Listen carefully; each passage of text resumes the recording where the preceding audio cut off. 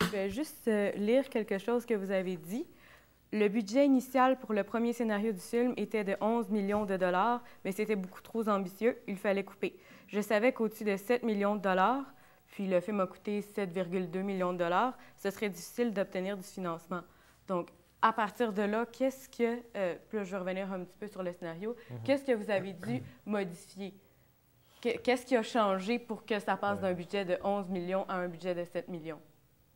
Bien, c'est sûr que quand tu t'avances dans une aventure comme celle-là, comme Nitro, tu sais, quand je l'ai lu, la première version, il y avait des explosions dans le métro, une rame de métro qui sortait. Là, Des hélicoptères. des hélicoptères. Je pense que la moitié du film se passait en hélicoptère. Bon, ça, ce sont des choses que tu peux identifier rapidement puis dire à tes auteurs, regardez, là, les gars, des explosions dans le métro, là, ça n'arrivera pas. Là. Alors, c'est sûr qu'il y a déjà un ménage comme ça que tu dois faire. Là. Après ça, le premier budget qu'on a fait, c'est ça, c'était au-dessus d'11 millions de dollars. Puis, bon, là, après ça, tu te rassois puis tu te dis... comme producteur, je pense qu'ici, notre défi est toujours ça. Crazy, c'était pareil. Crazy, c'était au-dessus de 10 millions de dollars. Puis encore aujourd'hui, je ne sais pas pourquoi. Moi, je suis le producteur qui a dit à Jean-Marc, regarde, oublie ça, tu n'auras jamais 10 millions. Je ne sais pas pourquoi il a accepté de le faire avec moi plutôt que de le faire avec les autres. Mais je pense qu'au Québec, puis dans le cinéma indépendant, on n'a jamais assez. Et puis, les scénarios coûtent toujours trop cher. C'est sûr que le défi, là, c'est peut-être une formule un peu creuse pour un producteur, mais c'est vraiment celle-là qu'il faut, quand on se rassoit pour écrire, c'est au scénariste de dire, regarde, il faut couper 3 millions, 4 millions, là, puis il faut que le scénario soit meilleur après qu'avant.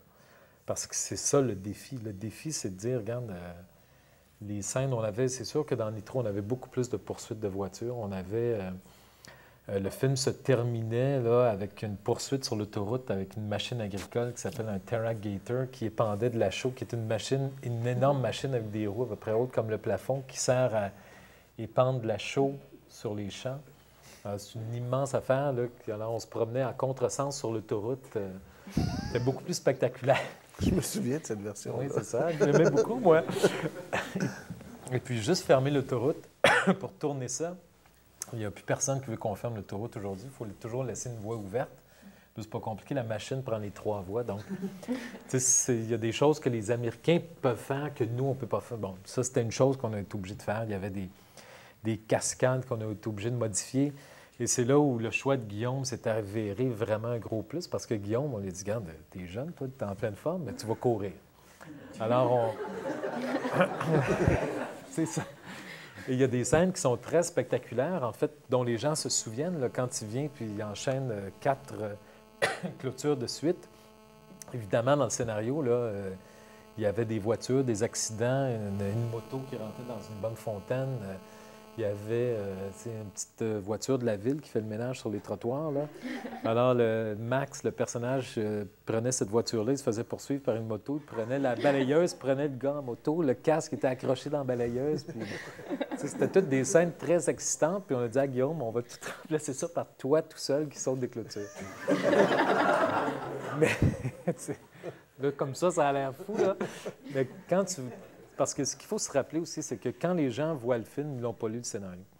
Là, je vous dis les scènes que vous n'avez pas vues, ça a l'air bien excitant, mais quand on voit le film, les gens dans la salle ne le savent pas. C'est ça qu'il faut garder en tête. Quand tu laisses comme en montage, là, quand tu coupes tes scènes et tu les laisses sur le plancher, c'est toujours pour le bien du film. Là, dans ce cas-ci, on a été obligé de faire ça dans Nitro. Je te dirais, jusqu'à la pré-production, même en pré-production, la scène de l'autoroute, là, on s'est rendu en pré-production avec ça. Là, finalement, on s'est rendu compte que c'était impossible avec les règles qu'on a maintenant. Il fallait louer, en tout cas, ça n'avait plus de sens, on ne pouvait plus la faire, donc on a modifié ça. Et c'est pour ça que le film, peut-être à la fin, je pense que le film est plus...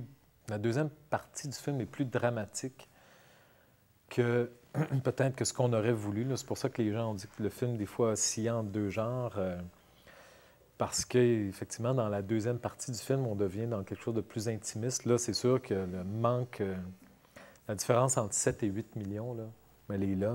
Les 2 ou 3 scènes d'action qu'on n'a pas pu faire dans la deuxième partie, Je pense qu'on le ressent un petit peu parce qu'il y a une certaine excitation à la fin qu'on aurait voulu avoir, qu'on n'a pas pu se payer, qu'on a remplacé par exemple avec le T-Rex, là, qui est le bolide fabriqué au Québec aussi.